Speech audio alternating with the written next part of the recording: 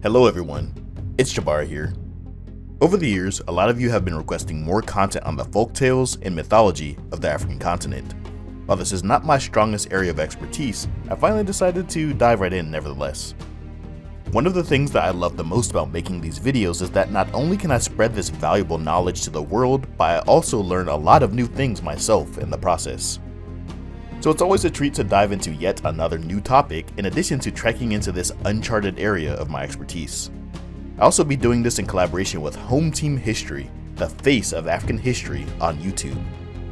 In my part, I'll be discussing the Yoruba god or Orisha, Shango, and the goddess Oshun, while Home Team will be discussing Ogun and Oya, which he'll be hosting on his channel. Be sure to check out his part after this and subscribe to his channel as well while you're there if you want more African history content. I'll leave a link to his channel and the video on the end screen and down below.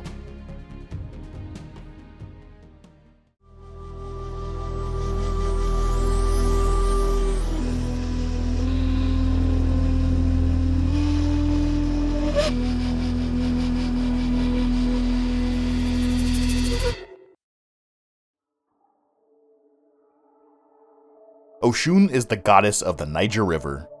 As with other Orishas, she is associated with a particular set of ritual colors, hers being white, yellow, and gold, and sometimes coral.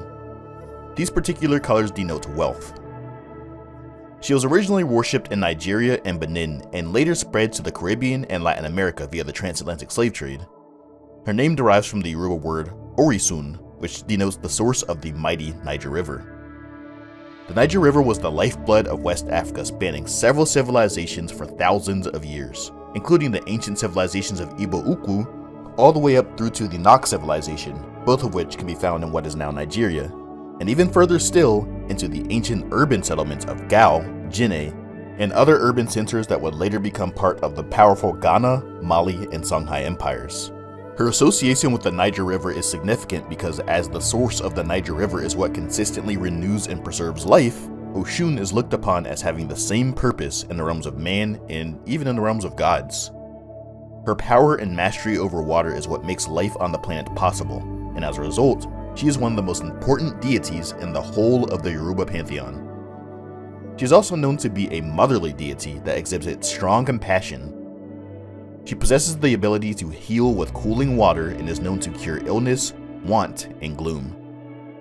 She was the 12th Orisha in the Yoruba pantheon to descend from the heavens, and without her, no life on earth would be possible, and all subsequent Orisha would be powerless.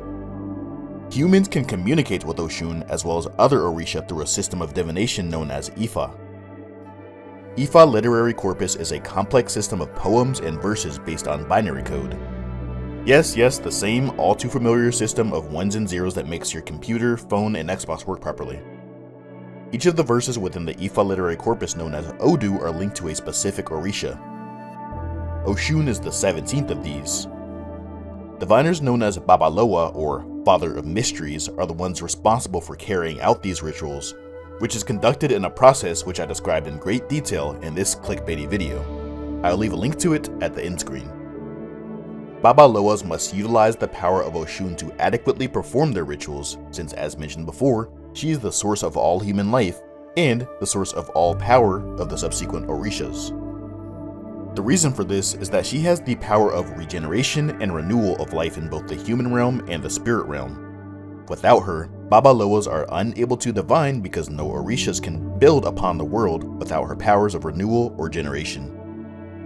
She is represented in several forms, commonly water, river, fish, fan, mirror, brass, gold, copper, yellow, money, honey, pumpkin, peacock, vulture, beautiful, comb, perfume, and many other things. Whew. She can be old, young, rich, or impoverished, all the while at the same time she can be either loving or spiteful. She's very unexpected in her appearances and actions and thus unpredictable.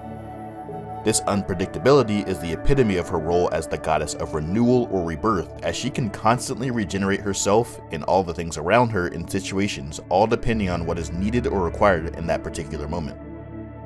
And that brings us to another one of the most powerful Orishas within the Yoruba pantheon, and he's actually the husband of Oshun. Shango.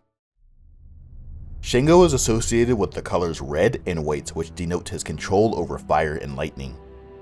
In conjunction with one of his other wives, Oya, goddess of wind, he is able to generate powerful storms that lift roofs from houses and fan the flames of his lightning strikes. However, he is more relatable to his wife Oshun, as he can also be very unpredictable.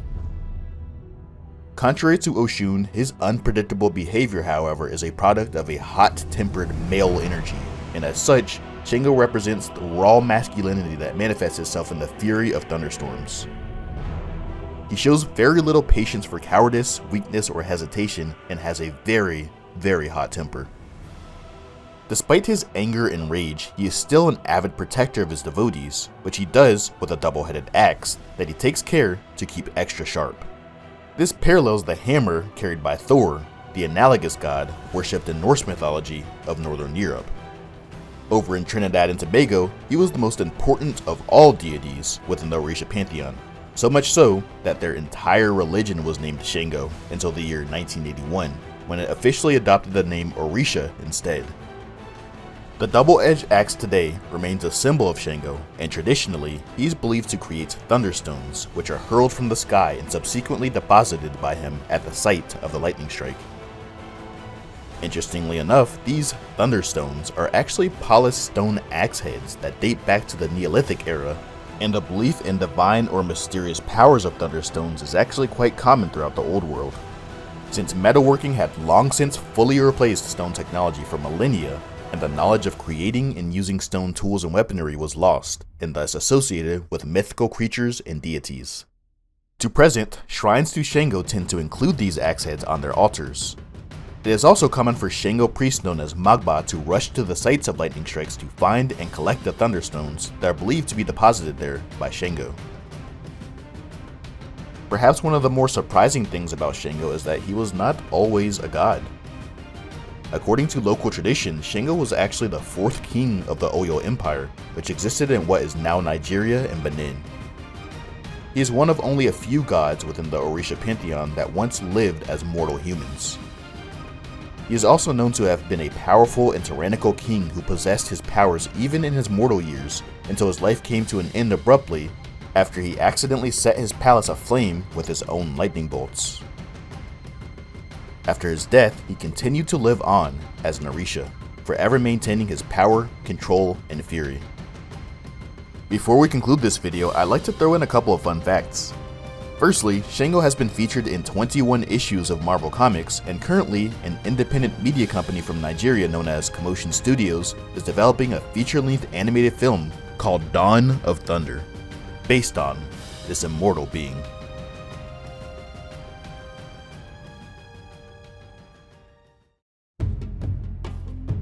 I hope you all enjoyed the video, and please don't forget to check out Home Team's part on his channel, where he'll be discussing 2 more of these powerful African deities. Also, please join us for a live stream discussion that I'll be hosting here on YouTube, where Home Team and I will be discussing African history research and sources, as well as a general Q&A. Follow me on Twitter or join my community Discord to stay up to date on this and everything else that pertains to From Nothing. And don't forget to comment, like, and subscribe. For sources, check out my website, linked below. If you'd like to support future projects, you can do so there as well, or by clicking the join button below, or by becoming a patron. I hope you all enjoyed the video. Thanks for watching as usual, and always remember, we don't come from nothing.